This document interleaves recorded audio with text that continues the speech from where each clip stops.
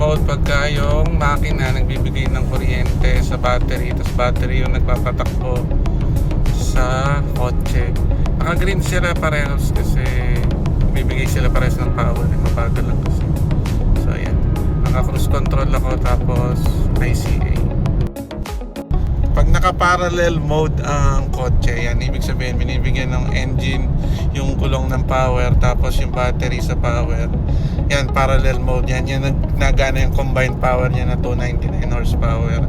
Tapos ayan, sa alam ko sa 80 or 85 siya nagana eh. So ayan, naka 80 ako na cruise control, tapos naka ICA ako.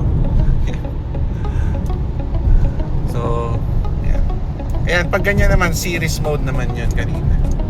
Series mode. Ayan, mas maganda yan parallel mode. Mas tipid yan sa gas. So, ayan. Ayan, series mode.